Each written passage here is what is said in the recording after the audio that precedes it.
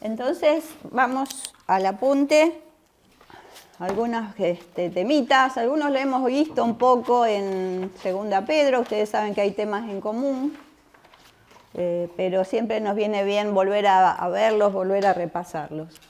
Estamos en la página 35, la presencia de los apóstatas. Hasta allí llegamos la clase pasada.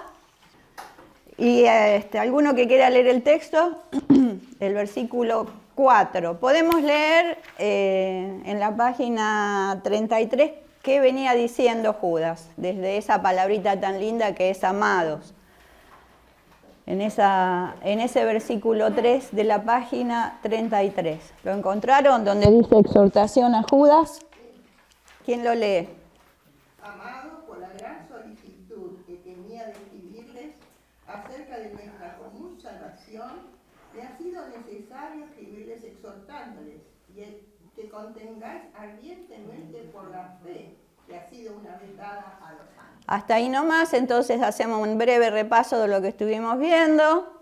Esta hermosa palabra amados, con que él muestra esta necesidad de hablar a estos que iban a estar leyendo esta carta, tenía él gran necesidad de escribirles. Y también, no solamente en relación a la salvación, sino también a estos peligros que rondaban la iglesia, y él los quiere exhortar a través de estas palabras en cuanto a esta defensa, ¿no es cierto?, ardiente de la fe. Que esa fe había sido dada a la iglesia y ahora llegaba el momento de defenderla. ¿Y por qué? Y ahora sí el versículo 4, ¿no? ¿Por qué? A ver, Martita, ¿qué dice? Porque había... Sí, ahí.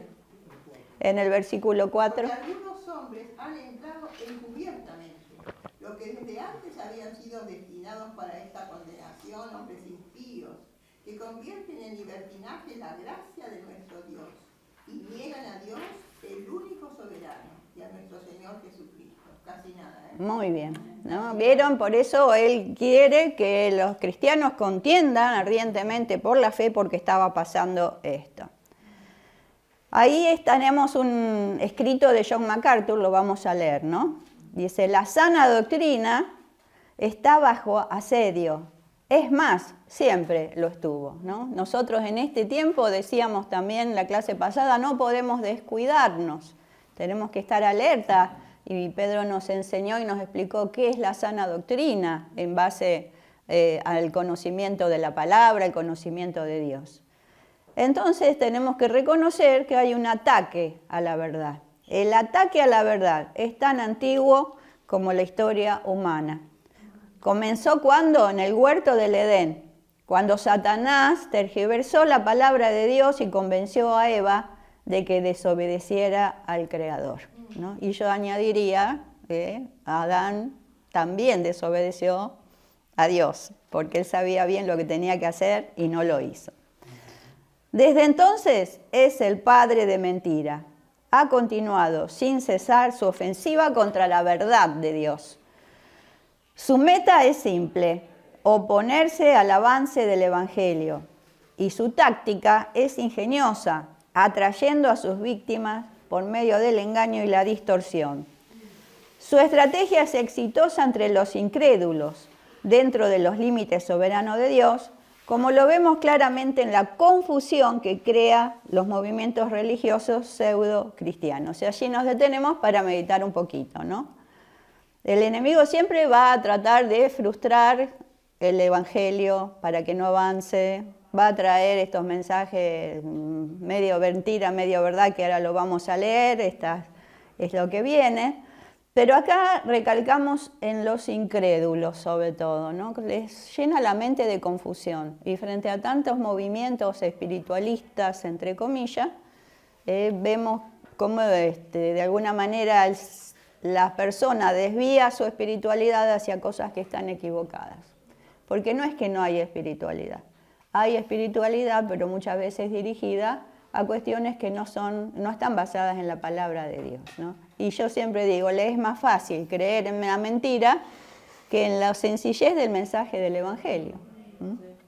Pero está allí atrás de los incrédulos el enemigo trayendo confusión. Sin embargo, y hay esperanza, a pesar de las aparentes victorias de Satanás, Dios mismo promete que al final la verdad prevalecerá. Gloria a Dios. Y el reino eterno de Cristo se establecerá un día en el cual la mentira ni el error tiene cabida. Ya no habrá ni mentira ni error, sino que Dios mismo será la verdad manifestada. Y mientras tanto, ¿qué? ¿No? ¿Qué hacemos? Mientras tanto está esta ofensiva del Satanás con su mentira y esta promesa de que vamos a ser liberados de la mentira. Mientras tanto, no los incrédulos, sino nosotros, los creyentes, tenemos un rol decisivo.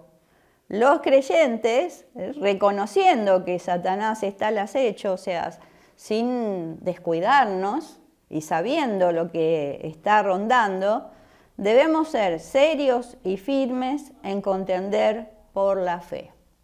Tenemos que contender por la fe, como decía el versículo 3. Esto requiere, por nuestra parte, fíjense, estas cosas las leo bien lento para que pensemos y le pidamos al Espíritu Santo que nos dé, porque son tiempos difíciles, en donde hay confusión, y la confusión también a veces viene en algunos hermanos que son débiles en la fe. Entonces, para nosotros los cristianos necesitamos gran discernimiento, no dejándonos llevar por cualquier viento de doctrina, ¿no? Sabiduría espiritual, no humana, porque a veces todo lo que es filosofía y eso nos seduce, nos engaña. Qué interesante este concepto. Y acuérdense que en los postreros tiempos dice que vendrán hombres que tendrán necesidad de escuchar cosas así filosóficas, pero no. ¿Cómo es que dice el texto, Claudio, vos que lo sabés, que vienen en los postreros días tiempos en donde les gustará escuchar eso? Pero que esa es la palabra, justo. Yo sabía que Claudio lo iba a sacar. Que van a tener comezón de oír, pero no la verdad. Lo que, ay, qué bárbaro, qué iluminado este pensamiento, no. Tenemos que tener cuidado. También necesitamos, o sea, de nuestra parte, fortaleza, porque bueno, a veces nos agota esto de que haya tantos cristianos débiles que se van, que vienen, que pasan por la fe, pero no se fundamentan. Y perseverancia, que ya hemos hablado bastante de esta palabrita perseverancia en Pedro. Por eso el apóstol Pablo, ya no Pedro, sino Pablo, exhortó a Timoteo, que era su discípulo, y también nos está exhortando a nosotros hoy. ¿Y qué dice? Sigue el modelo de la sana enseñanza. Eso es lo que tenemos que hacer. El modelo de la sana doctrina, que ya recibimos una clase magistral de lo que es. Y había un testimonio recibido, porque Pablo no dice, mirá la teoría y olvídate de la práctica, no me mires a mí, sino que dice que de mí has recibido. Qué importante es que nosotros mismos seamos testimonio a otras personas más débiles en la fe. Decirle, bueno, seguí la sana doctrina y seguí el ejemplo, ¿no? Sobre todo, yo doy gracias a Dios por la vida de gente de la iglesia que ha mantenido el testimonio sano, santo, limpio. No digo que no ha tenido imperfecciones, ¿no? Pero que uno en el transcurso de los años ha visto que han sido inamovibles en su fe, en su confianza en Dios, ¿no? Y doy gracias a Dios. Pedro. Tengamos siempre en cuenta esto. Satanás utiliza a estos pseudo cristianos, estas pseudo religiones cristianas. Sí. Y las pseudo religiones que utilizan que el mundo está viviendo en un alto grado de confusión, de duda. En general la gente no tiene un horizonte, no tiene un direccionamiento, y en situaciones como las que hoy tenemos, por ejemplo, siempre está la pregunta ¿por qué Dios lo permite? Y la respuesta muchas veces a esa pregunta hace que mucha gente reniegue de Dios, se aparte, y eso es lo que utilizan estos movimientos pseudo-cristianos que por otra parte nos rodean por todos lados. Sí. Y la dureza de corazón de las personas, porque cualquier cosa que pasa ya levantan las manos contra el cielo, ¿no? Y le echan la culpa a Dios. Y es triste, ¿no? Porque justamente es todo lo contrario. Tenemos un Dios de amor, un Dios de paciencia. Habíamos visto en el estudio pasado que Dios retrasa su intervención en la historia por amor, para que muchos lleguen al arrepentimiento. Y no es que Él es un Dios perverso que se disfruta de las guerras, de los odios entre naciones, de las muertes de las personas. Entonces tenemos que hacer un giro de esto y combatir ese pensamiento, exaltando la bondad de Dios, el amor de Dios. ¿No? Sí. Estamos evidentemente viviendo en un tiempo de oscuridad. Sí. Oscuridad intelectual, moral, espiritual. Y eso nos debe llamar también a la reflexión, porque si nosotros somos la sal y la luz del mundo, evidentemente no estamos alumbrando, ni estamos saborizando como Dios quiere, como Dios nos ha pedido, ¿no? Exacto, y estamos pidiendo, ¿no es cierto?, que en estos tiempos se potencie esa obra del Espíritu Santo, ¿no? En la cultura de este siglo, de este tiempo, porque en todas las culturas encontramos este sesgo de violencia, ¿no? Porque decimos este odio entre las razas, entre las etnias, que hay matanza entre ellos, las migraciones que tienen que dejar en ese espacio donde viven por estos odios y saben que si no vienen y matan. Bueno, tantas cosas que estamos viendo y sin embargo tenemos un Dios que es totalmente diferente, ¿no? A mí me impacta cuando es sobre Israel, ¿no? Porque tienen al Mesías que dice consejero, admirable, príncipe de paz, y no lo reconocen. Y están en guerra.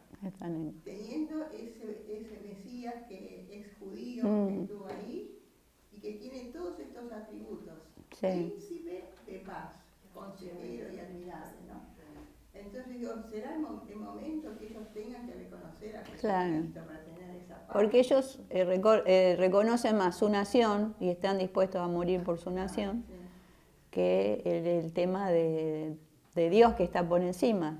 Pero bueno, es toda una filosofía de eso de... Si me permitís, sí. En muchos tiempos yo escuchaba gente que decía, ay, mirá Pablo, dice, que lo que aprenden de mí, qué egocéntrico, ¿no? Pero fíjense que no se quedaba ahí, decía, con la ayuda del Espíritu Santo. Claro. Entonces no era que era egocéntrico, sino que él había aprendido y después, gracias al Espíritu Santo, que se puede... Como diciendo, no es obra mía, es la obra del Espíritu Santo que vive, ¿no? Lo volvemos a leer ese texto porque es muy interesante.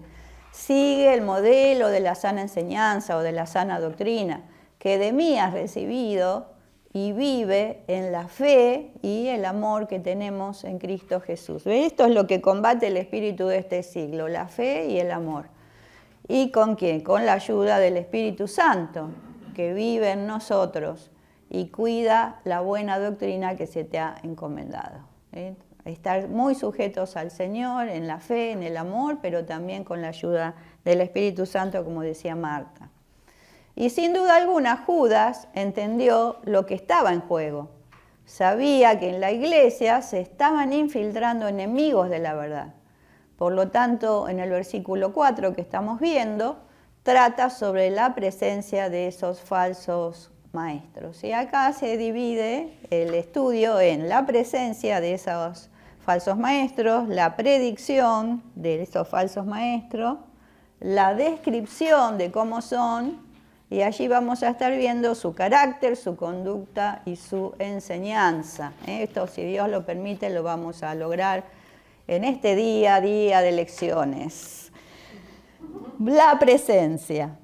Porque algunos hombres han entrado encubiertamente, Por eso hay una urgencia, por eso Pedro está urgido y ya en el versículo 4, Judas está urgido y ya en el versículo 4 presenta esta urgencia. La urgencia del escrito tiene que ver con el grave problema de los falsos maestros que se habían infiltrado en medio de los creyentes. La palabra traducida entrado encubiertamente aparece solo aquí en todo el Nuevo Testamento y tiene la connotación de escurrirse en secreto con mala intención. Yo me meto así, medio en secreto, pero tengo malas intenciones. De los falsos maestros dice que son algunos hombres. De ninguna manera los llama hermanos, o insinúa que lo fueron, o que salieron de la iglesia. Solo eran hombres que se oponían al Evangelio. Estaban allí infiltrados y en última instancia era eso lo que se proponían. Podríamos pensar que hoy no sería fácil que un falso maestro ingrese a la congregación y predique o enseñe. Menos con Gustavito ahí al frente, imposible, ¿no? Pero no es necesario, y fíjense, esto es muy llamativo y es una alerta, la presencia física de un falso maestro en medio. Porque se pueden infiltrar a través de ¿qué? De libros que leemos, sin consultar si son una fuente fidedigna o no, las cosas que vemos, audiovisuales. Ahora tenemos un menú a la carta, ¿no? Impresionante, de todo lo que se te ocurra, de todos los temas, hasta esotéricos, podemos dar cátedra, ¿no? No, ver, observar qué está rondando. Y todo lo que es las redes sociales, que ni hablar, ¿no? También. Fulanito, menganito, y que esto, y que pone y postea. Redes sociales se refiere ya más a un movimiento de información a través de grupos, ¿no? Y tenemos que estar conscientes también de las cosas que pasamos, porque a veces podemos traer confusión. Mejor antes, si estamos en duda, por más linda que nos parezca la palabra, pero notamos que hay cierta cosita que no nos gusta, mejor no es que instantáneo me llega, ¡ay, qué lindo lo paso! Investiguemos, observemos, porque puede prestarse a confusión. O sea, cuidemos también esto. No van a estar los falsos maestros metidos acá dando la clase de los domingos, pero sí podemos dejarnos influenciar por eso. Y siempre, ¿qué van a hacer estos falsos maestros? Sembrando medias verdades, ¿no? Muy alertas en esto. Para eso tenemos la guía del Espíritu Santo que nos guía toda verdad. Controlemos, veamos, pasamos por el filtro. Y a pesar de que la descripción que Judas hace de los apóstatas como algunos hombres, dice la Reina Valera, o ciertos individuos, la NBI, se presta a varias interpretaciones, su específica identidad histórica no es esencial para el tema principal de Judas. Es decir, que todos los embaucadores espirituales representan un peligro claro y actual para la iglesia. Cualquiera sea su error, su desviación, todos en ese tiempo de Judas y ahora son peligrosos, ¿no? Son embaucadores. Y es un peligro para la iglesia. Y también Judas tampoco considera necesario detallar los matices de esa falsa teología de esos manipuladores de la verdad. O sea, no dice quiénes son, no dice qué creen, pero sí los expone, ¿no? De que están entrando estos falsos maestros y que los hermanos se tienen que cuidar. ¿Cuál es la predicción? Dice que ya desde antes habían sido destinados para esta condenación. Leemos de nuevo todo el texto completo porque así queda raro, porque algunos hombres han entrado encubiertamente, eso lo vimos recién, los que desde antes habían sido destinados para esta condenación, y luego sigue, hombres impíos que convierten en libertinaje la gracia de nuestro Dios y niegan a Dios, el único soberano, y a nuestro Señor Jesucristo. Entonces, acá dice que estos hombres que ni siquiera se menciona, pero aclara Judas de este problema, ya estaban, como dice acá, desde los primeros tiempos de la historia de la redención, Dios ya los había prometido juzgar. Eran apóstatas y los iba a juzgar con la mayor severidad. En el griego la expresión los que desde antes sugiere que hace mucho tiempo ya Dios pronunció su condenación contra todos los apóstatas. ¿Se acuerdan que tuvimos unas clases especiales sobre lo que era un apóstata y cómo el Señor despreciaba, ¿no es cierto?, a aquellos que tenían este sentimiento de que rechazaban a Dios.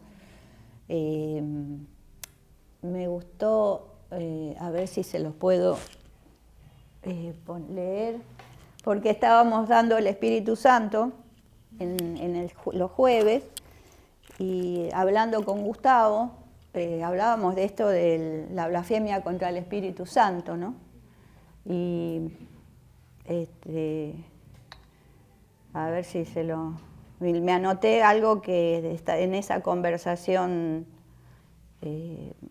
tomamos. Denme 2 minutitos de tiempo porque está relacionado con la apostasía. Dice,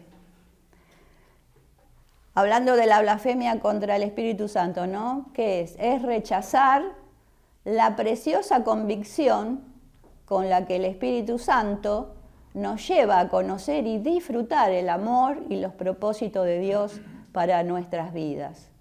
Y no hay perdón porque no se acepta, no porque Dios no lo ofrezca. Lo vuelvo a leer, porque a veces decimos es duro el concepto de Dios para esta gente, pero fíjense, es rechazar la preciosa convicción con la que el Espíritu Santo nos lleva a conocer y disfrutar el amor y los propósitos de Dios para nuestras vidas. Y no hay perdón de parte de Dios, ¿no? Porque no se acepta, la persona no lo acepta, no porque Dios no lo ofrece. Por eso es, ¿no?, que como dice, desde esos primeros tiempos Dios ha prometido juzgar a los apóstatas, a los que rechazan su amor. Al referirse Judas a que sobre ellos se había escrito desde tiempo atrás, cabe preguntarse, ¿a quién tenía en su pensamiento? Es posible que se refiera a 2 Pedro, lo que confirmaría que ya conocía la carta de Pedro escrita con anterioridad. ¿Se acuerdan que había una discusión de cuál era primero, ¿no? Pero muy bien podría referirse también a que ya Jesús había anunciado la presencia de tales personas. Fíjense lo que dice Jesús en Mateo 24. Mirad que nadie les engañe, porque vendrán en mi nombre diciendo, yo soy el Cristo. ¿Y qué dice? Y a muchos se engañarán.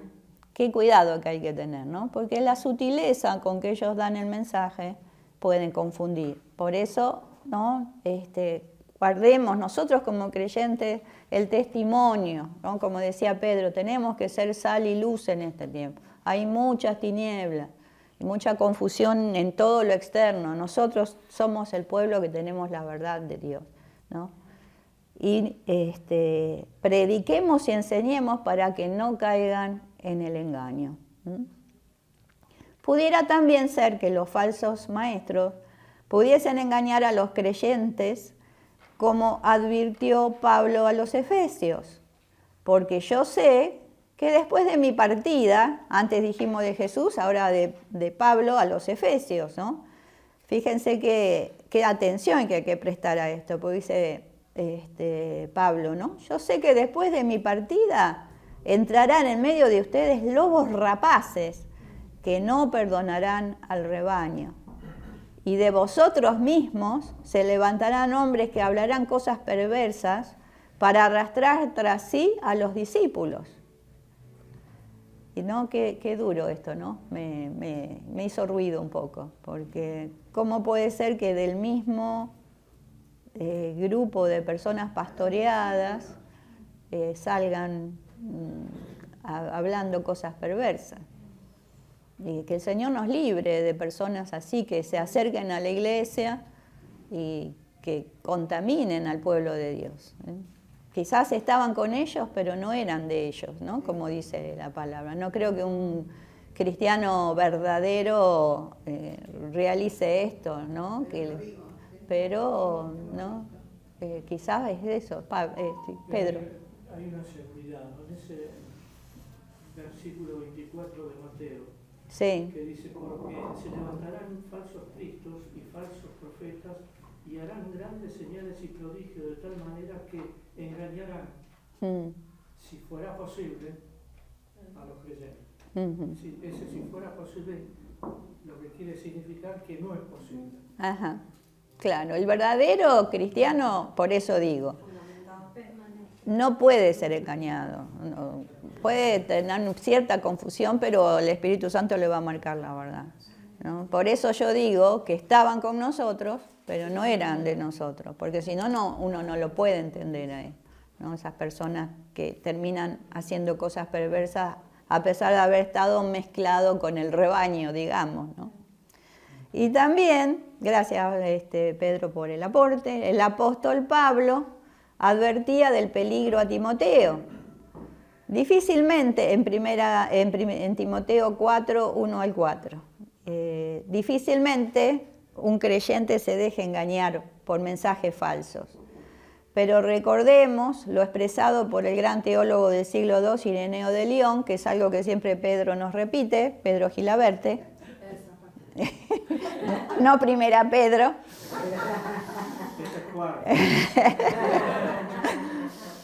La mentira no tiene poder alguno, sino que el poder de la mentira está en la verdad que contiene, medias verdades, y por ese lado seduce. No, pero dice así, sí, pero ojo para qué lado van llevando esa media verdad.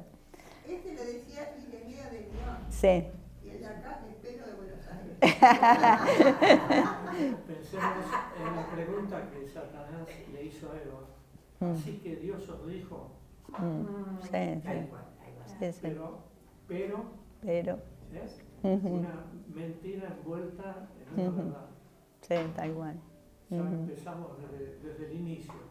Cuando Pedro le dice a Jesús que esto no te pase, que esto no te acontezca, ¿no? Y que era un buen deseo, una buena, ¿no? Apártate de mí, Satanás, está bien, ¿no? No era que estaba endemoniado Pedro, pero a veces hay expresiones que uno lo toma para un lado y realmente es opuesto ¿cómo se puede decir? A la esencia de lo que Cristo necesita en este tiempo, ¿no? ¿Y qué tenemos desde el Antiguo Testamento? Ya en el Antiguo Testamento habla de falsos maestros, y los falsos maestros recibirán una sentencia condenatoria. Es preciso determinar qué es y cuándo fue prometida por Dios esa sentencia, porque dice, ¿no es cierto?, que desde antes habían sido destinados. Y en el Antiguo Testamento se anuncian los terribles juicios de Dios que estaban dispuestos para los falsos profetas. Allí tenemos en Jeremías y Ezequiel, ustedes después lo pueden leer. Pero ya había terribles juicios para esos que se atrevían a dar juicios falsos. Muchas veces por temor al rey o al tirano gobernante, los profetas cambiaban su mensaje, ¿no? Y se acomodaban. Y cuando Dios decía, no es un juicio verdadero.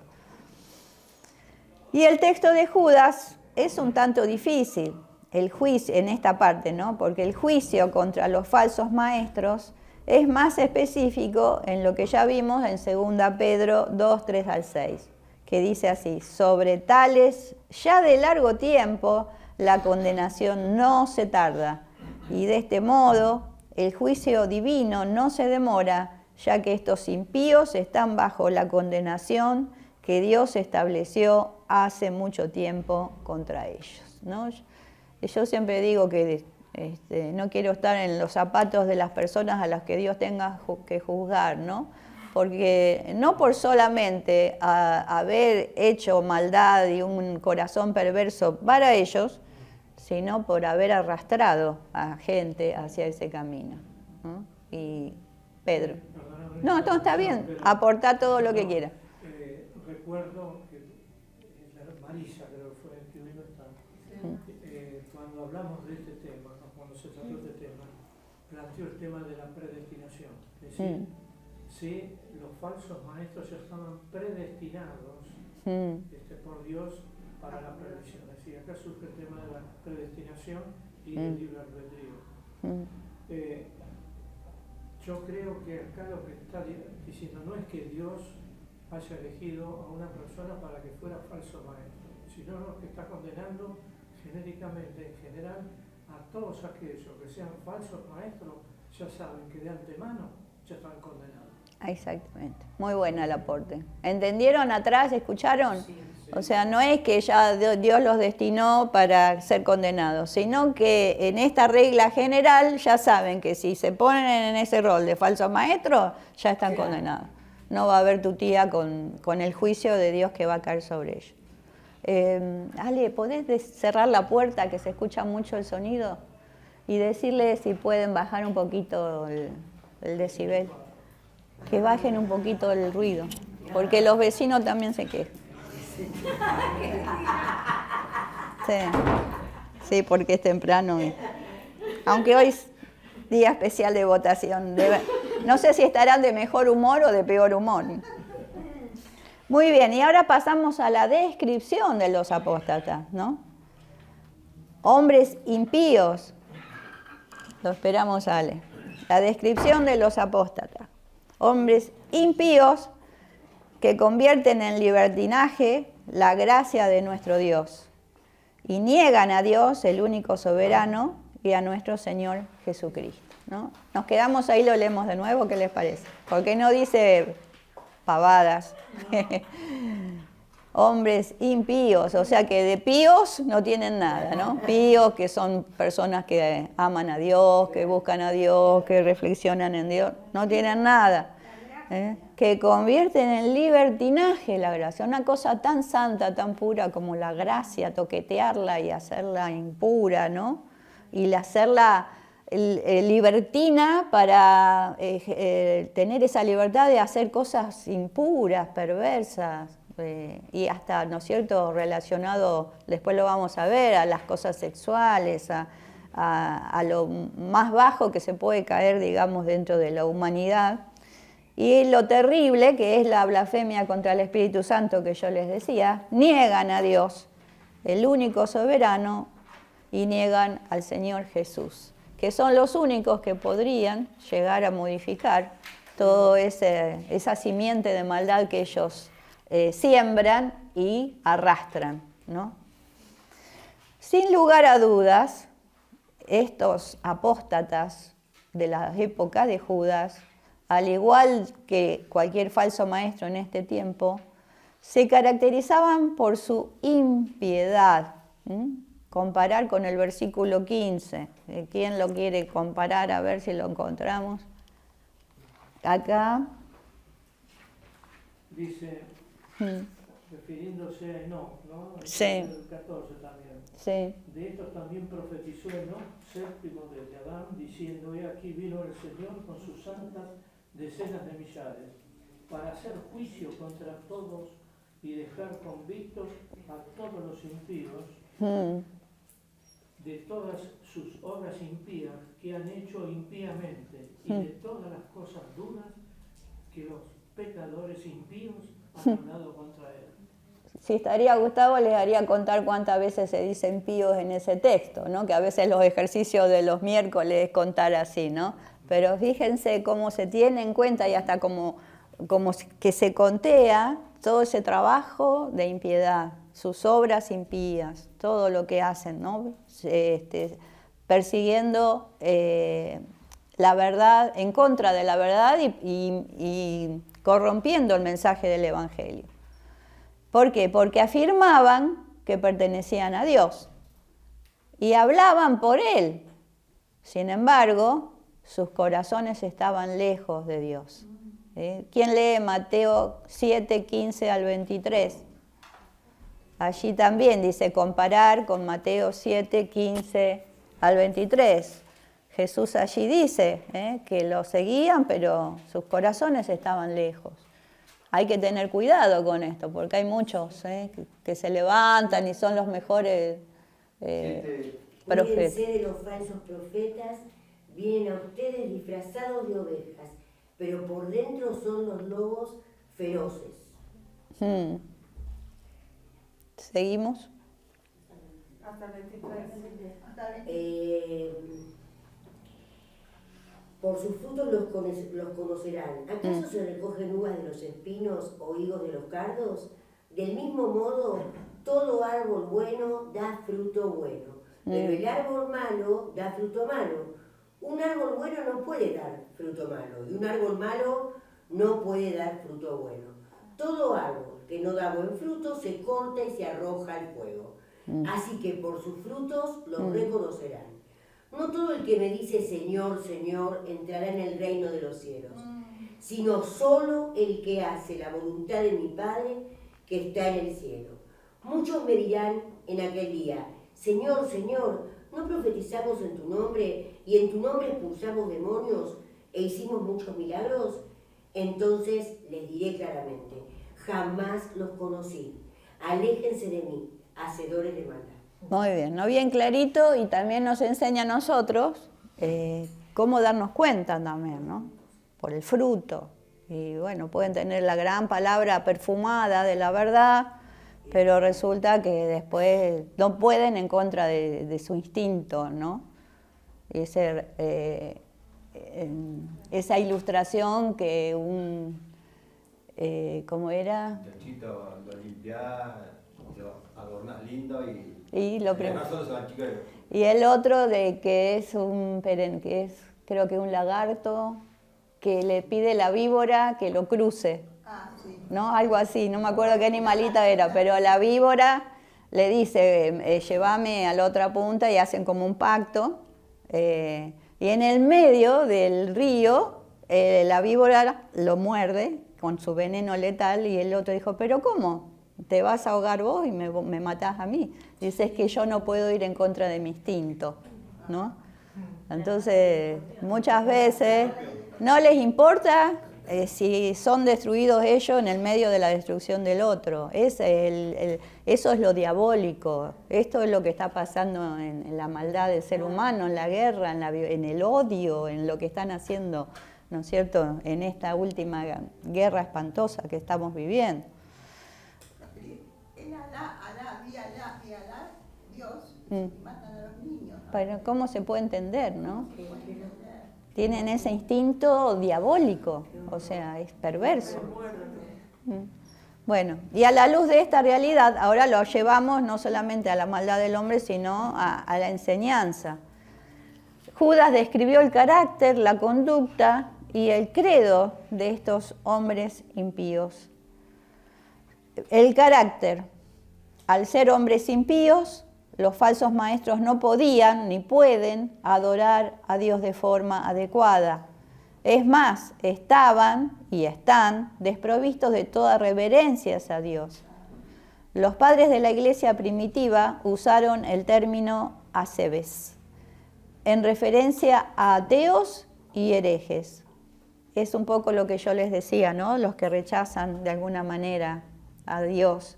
Estos individuos solo juegan a la religión, aunque no poseen ningún temor verdadero de Dios ni amor por Él. A veces se la dan de grandes maestros, pero por su fruto los conocemos, de sus grandes mentiras. Y a pesar de que pretenden ser líderes espirituales, en realidad son mercaderes de la religión, que traicionan la confianza de los creyentes en formas escandalosamente inmorales y antiéticas. Sí, ahora le voy a decir algo de eso. Todos ellos afirman conocer y hablar con veracidad de Dios, de Jesús, de la Biblia, pero el carácter que muestran desmiente tal afirmación. Muy bien. Gustavo, ahora te molesto a vos decirle si cierran la puerta y que pueden bajar un poquito el nivel. Sí. ¿Ves que dejan abierto? Y esta es la segunda. Ah. Pero les aprovecho para decir esto. Con Gustavo les conté la otra vez que estuvimos viendo toda una serie de, creo que está en Netflix, de las falsos, o de todos estos movimientos espirituales que hubo que terminaron en suicidios masivos. Un tal David, el otro de... John, ¿no? ¿Cómo se llama? de haber, recordame, uno de Centroamérica, la de Guyana. Con gaseosas Se mataron todos, los de la secta davidianos. Que había sido de la... Bueno, había sido italiano. Sí, también. Política que fue rescatar a la gente que estaba en la secta. Bueno, ¿qué quiero decir con esto? Uno empieza a ver sus comienzos y vos hablan de Dios y motivan, movilizan a la gente a la fe, pero de a poquito como que van pervirtiendo el mensaje. En la secta de los davidianos se empezaron a armar, vieron armas auténticas a tal punto que el FBI empezó a hacer investigación, pero ellos decían que tenían que estar preparados porque en los últimos tiempos iban a venir guerras y que ellos tenían que también saber defender su pueblo. Estaban armados, pero nadie ejercía, digamos, una violencia así. No son los que mataron al otro, porque ese es otro movimiento. Cuando el FBI interpreta de que ya había un riesgo y por distintas situaciones, interviene y quería salvar a los niños que estaban allí en esa comunidad y estaban tan ligados al líder que ellos decían, si yo traiciono al líder, traiciono a Dios. Y el FBI le hace el llamado de que salgan las madres con los niños, de que ellos no tenían ningún problema con las familias de la comunidad, sino con el líder que estaba motivando a esa violencia y todo. Y todos, por estar tan sujetos al líder, no salió ninguno. Le lavan la cabeza, había un chico que enseñaba. ¿Qué pasó? Y no, el FBI entró porque pensaban que iban a salir y mataron a todos. Ya había todo un asalto preparado y ellos creo que empezaron también a responder y bueno, fue un desastre. Sí, Perdón, Roxana. Yo me acuerdo, recién me había casado, tenía 20 años, hace 40 atrás, que acá hubo una que se llamó Los Hijos de Dios. Los Hijos de Dios, que fue universal, no es solamente. Tremendo, Sí. porque estaba el amigo de mi ex marido, son todos músicos, y no sabe cómo se metió ahí, y en un momento como que los padres se enteraron porque los llamaron para pedir plata, era como un secuestro. Bueno, también me hiciste acordar, habla de una secta que sale de los mismos mormones, de una línea que también hacen una comunidad muy cerrada, que siempre es eso, ¿no? Siempre van a tender a que vos no te comuniques con nadie, te alejes de tu familia, ¿no? Y propiciaban el casamiento de jovencitas y el que decidía era el líder. Y con sus amigos ellos permitían el casamiento de distintas esposas y a los amigos les daba otra segunda esposa según cómo trabajaba en la comunidad, y cuanto más jovencita se la daba, que ya era casi corrupción de menores, ¿no? Pero fíjense cómo se va desviando de gente que dice creer en Dios, de alabar a Dios, de buscar de Dios, y se va desviando. Y la gente no puede cortar eso, a lo raro, ¿no? Quiere salirlo mal también. Y sí. Yo tenía una vecina ahí en La Lucila que tenía una hija, única hija, que es de poder adquisitivo, el Opus Dei, la cooptaban, porque sabían que después todas esas propiedades iban a pasar al grupo, ¿no? Entonces, esta madre y este padre estaban desesperados porque también su propia hija tenía la sensación de que era beneficencia, que estaba haciendo bien, que estaban realmente en relación con Dios. Pero no era así, ¿verdad? Era un aprovechamiento. que pensar que el Opus Dei es un rescatero de la Iglesia Católica, ¿no? Sí, tal cual. Sí. Claro. Claro. Y hacen Sí. cosas buenas. Y hacen cosas buenas. Porque la verdad es que Y en esto de su conducta está relacionado a todo lo que venimos diciendo, ¿no? Porque hay tanta confusión y mezcla que ya se pierde. Ustedes siempre tengan mucho cuidado porque cuando hay una fina membrana entre todo lo emocional espiritual y lo emocional carnal, las pasiones divinas, porque yo soy una apasionada de Dios y no me tengo problema de decirlo. Yo lo amo a Dios y me encanta, por ejemplo, relacionarlo con el amor del perfecto, del amado por la amada. Me siento reamada por Dios y siempre Dios tiene mi amado, tiene palabras bonitas para mí. El amor humano falla, pero yo encuentro en el amor de Dios lo perfecto, me siento estimulada, bendecida, todo eso, ¿no?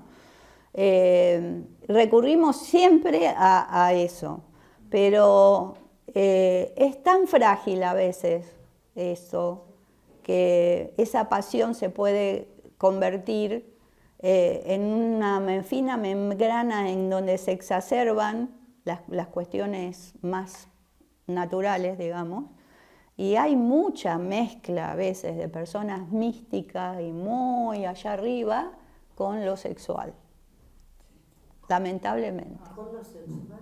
con lo sexual.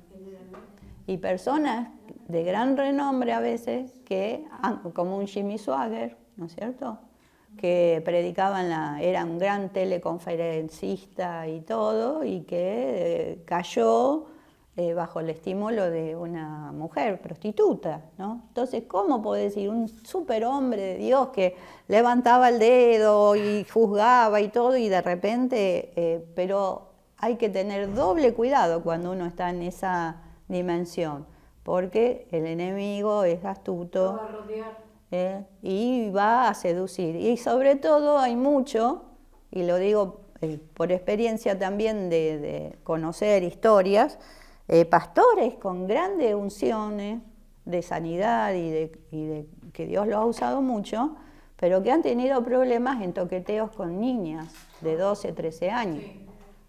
Perdonen que saco esto, pero hablamos de esta gente que está metida adentro de la iglesia. Ahora, ahí yo no puedo cuestionar si es salvo o no es salvo, si fue o no fue, pero ahí hay una gran escisión de nuestra humanidad que Dios juzgará, qué sé yo no puedo decir nada. nosotros no podemos decir porque en el caso de David, ¿qué hizo David? Sin embargo, Dios después lo ungió. Claro. Entonces, a veces ahí entra también Sí. la compasión, ¿no? Y que, bueno, el Señor sabrá cómo. El Señor sabrá. Pero bueno, una cosa es la persona como David que se arrepintió, Claro. que sí, se equivocó y mal, y lo Que se reconoció arrepintió con delante todo de su Dios, corazón. y otra es estos que ya están destinados para, digamos, el castigo, porque su fin, en esto pudo haber una tentación profunda, pero en esto ya es otra cosa, ¿no? Pero no podemos... ¿Se repite, Norita? No, sí. El creyente se tiene que apartar. Lo que siempre nosotros decimos desde el estudio de todas estas ofensas sexuales es que esa persona hay que retirarla del ministerio, si es líder, si es diácono, si es lo que sea, alejarlo de criaturas que están en la iglesia rondando, digamos, y no es que uno lo va a castigar y decir al infierno, te vas a la condenación eterna, pero sí ser lo suficientemente inteligente como para sacarlo de ese lugar, para que no siga haciendo daño, como dice Mari, ¿no? Así que bueno, temita. Pero a la conducta seguimos. Uno de los pecados, y seguimos en el tema porque acá lo habla, yo me adelanté un poco, uno de los pecados anunciados por Judas que practican estos hombres impíos y primera manifestación de su impiedad tiene que ver con libertinaje moral, ahí está lo que decimos. La palabra selgia, traducida por libertinaje, tiene que ver en el griego con sensualidad, desenfreno moral, indecencia. Es decir, usaban la libertad del Evangelio pervirtiendo el concepto bíblico de la gracia para justificar sus desenfrenados deseos carnales. ¿Quién lo toca, no? A un líder que se mete con estas cosas.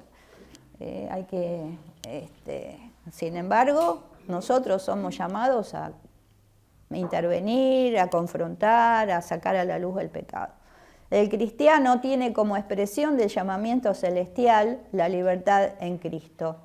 Jesús afirmó esta verdad cuando dijo: así que si el Hijo les libertare, serán verdaderamente libres. Pero la libertad equivale a la certeza de servir a Dios, porque no cabe duda que el cristiano no puede servir a dos señores. La libertad cristiana es la manifestación general de la salvación. O sea, yo estoy llamado a la libertad, pero para actos salvíficos. No me puedo enredar con el pecado, no me puedo enredar con la sensualidad, no le puedo dar lugar en mi mente y en mi corazón. El amor de Dios me constriñe, o sea, ¿cómo yo, que soy recipiente de ese amor tan grande, voy a tener en mi mente y en mi corazón un pensamiento lascivo para otra persona? Dios me libre y guarde, ¿entienden? Y hay que trabajar con eso porque estamos en una cultura erotizada, y el niño es erotizado desde jovencito, ya se lo mete con el amor hacia hacia el mismo sexo y todo vale. Y tenemos que tener mucho cuidado porque vendrán falsos cristos, vendrán maestros en donde exacerbarán todas estas cosas y tenemos que cuidar. La libertad y la gracia nos es dada por Dios para que la respetemos, para que seamos cuidadosos de Él, no solo de lo que hacemos, de lo que pensamos. No podemos dar lugar a ningún pensamiento que esté lejos de la voluntad y de la mente de Cristo. Tenemos la mente de Cristo, ¿cómo podemos tener pensamientos sucios? No podemos, así como viene, así se va en el nombre de Jesús, reprender, echar afuera, lo que sea, pero somos recipientes de la gracia de Dios, de la gloria de Dios. Así como envidia, celos, iras, contiendas, disensiones, herejía, todo eso sacarlo de nuestro ser interior, ¿no? Por eso el que ha sido llamado a la libertad vive para la gloria de su Señor y Salvador. Y decimos, amén, amén, amén. Y es un trabajo, y no dejarme llevar por el mal humor y la bronca, todo eso. La libertad de Cristo me da gozo, da paz, paciencia, bondad, benignidad. Podés ser un gran líder de la iglesia, pero si tienes un carácter podrido, cambialo porque no estás siendo buen testimonio. Hay que trabajar todo esto, ¿no? El ser egoísta, que todo se centre en mí, yo no pienso en los demás, que me rindan pleito a mí, el orgullo, ¿no? Ay, no, pero esto me las paga, y estar con todas esas cosas. Judas, entonces, no concibe la libertad cristiana como algo propio, sino como la expresión visible en las manifestaciones prácticas en la vida cotidiana. Sí, ¿ya es la hora? Porque está 10:15, 10:13. Ya cerramos. La 10:13 son, según mi. Concibe la libertad cristiana como un estado subjetivo, o sea, para uno, sino que vos tenés que dar testimonio al otro, ¿no? Manifestación práctica en la vida cotidiana. ¿Por qué? Porque los falsos maestros procuraban pervertir la libertad en Cristo para usarla como licencia en la práctica de la corrupción moral. Es probable que se trate de agnósticos, ahí en la página 50 dice algo, en la nota 50, o de cierta rama filosófica que enseñaba que las acciones con el cuerpo no contaminaban el espíritu. Dale, todo vale, total, Dios me ama, todo vale, paz, y se aprovechaban, ¿no? Sí. Acá hay una además, no es agnóstico, sino gnóstico. Sí. Gnóstico, claro, porque después la llamadita de las 50 ustedes después la era. Ah, y una pregunta, Pedro, dice, la iglesia primitiva tuvo que enfrentar 4 perversiones, ¿no? El cristianismo judaizante, que ya lo vimos, el gnosticismo ascético, que era eso que se sentían como separados, alejados porque eran superiores, y el gnosticismo antinómico, ¿qué sería? Era el que... Eso está en la nota 50 al final de lo que estamos viendo. Entonces dejamos el punto 3 para la próxima porque Pedro va a hacer énfasis en la enseñanza de estas personas que posiblemente hayan sido con cierta influencia gnóstica y dejamos allí. Vamos a dar el punto 3. Así ya cerramos aquí.